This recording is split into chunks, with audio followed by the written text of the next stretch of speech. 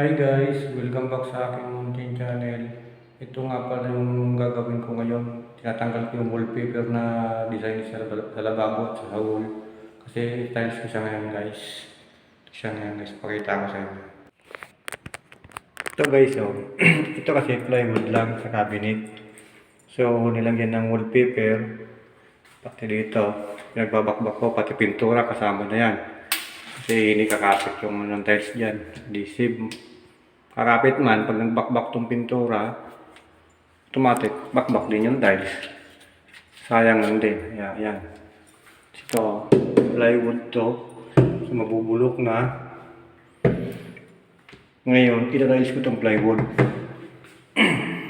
Ang gagawin ko dyan, para kumapit ng gusto yung tiles, babaunan ko siya guys ng pako na diuno. So, mababaw lang din yung baon, ang lutang niya, gawa ng pag tinasan mo masyadong kakapal na masyado yung halo natin. Kaya maliit lang para doon kakapit ngayon yung adhesive sa pako niya. Kaya adhesive. Para hindi gaano tumuklap. Kasi kung plywood lang, hindi natin lagyan ng pako. Baka isang linggo lang, wala pa. Aangat na yun doon. So, ibabaon ko yung pako ngayon sa 3/4 na plywood. Papalutangan ko lang ng mga mga wala pang 1/4 para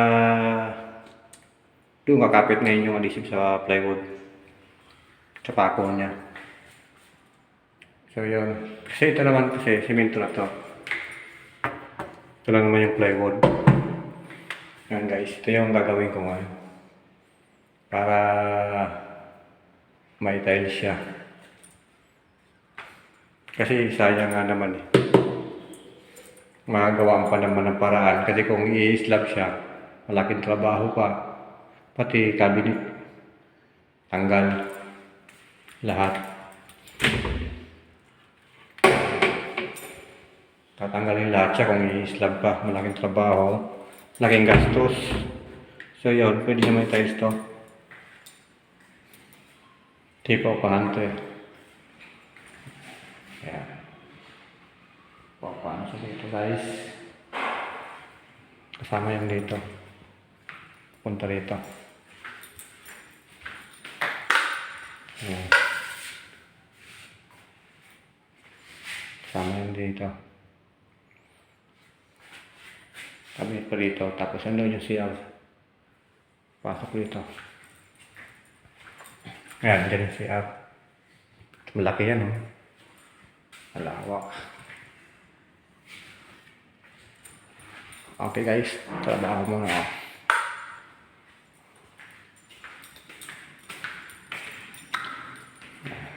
Ito may mga cabinet din dito. Yung pinto. Dalawa, may aircon na doon sa kabila. May aircon na doon.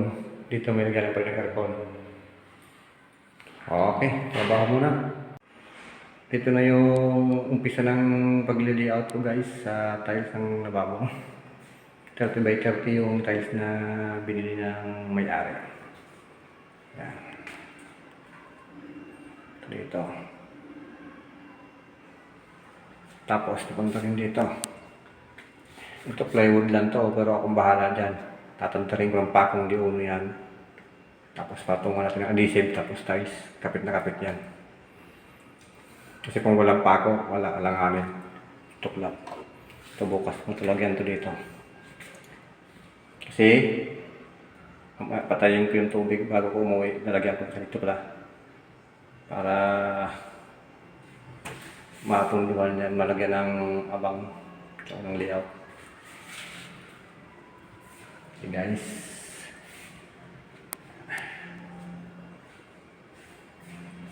Yung layout natin, dalawang patong lang para pag nagluto kasi ano yung pintura eh kulubot sa init. Okay guys, trabaho muna. Ito na yung nagawa ko nga pala guys. Yan, bukas na pagpatuloy. May siro ko na maliit. Hapon na eh. Ayan siya. Galing dito, paikot, simento, punta rito. So ito, plywood na to, ito report. Yan, pupunta rito. Ito, plywood din to. Nilagyan ko lang siya ng mga packing dio, no? Pinatagtag ko, tapos pinabalutot ko para kapit na kapit ba yung halo, guys. Yan. Ito dito kasama. Dati to. Mga screw. Pati yan, yung mga pako yan dyan. So, bukas ulit. Hapon na. Bukas, yan na lang. Ito. Itong palikpik na maliit. Sa ilalim, sa background. Okay.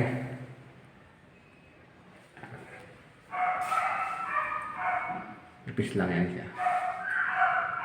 Okay guys, may ngayong aking kapitbahay. Ito nga pala guys, tapos na ako mag-tiles ng lababo. Yan. Itong flooring na to, plywood lang to, at report. Tinagtad ko siya ng pako na diono, niliko ko para kapit na kapit yung halo. Nagpulse na ng grout. Siya. Okay na to. Ano siya guys. Yan.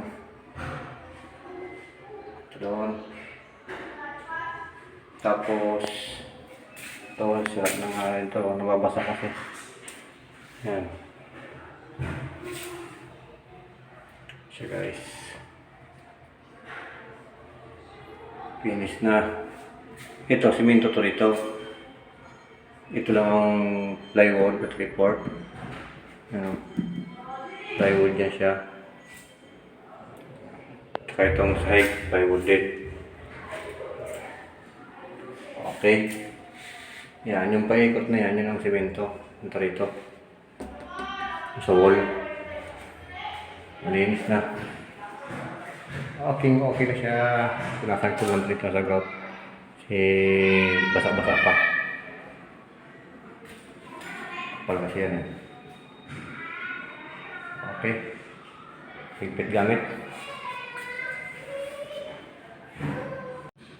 So yun guys, tapos na ako mag-tile sa lababo. Finish na rin siya. Maraming salamat nga pala guys sa inyong walang sawang suporta sa aking munting channel.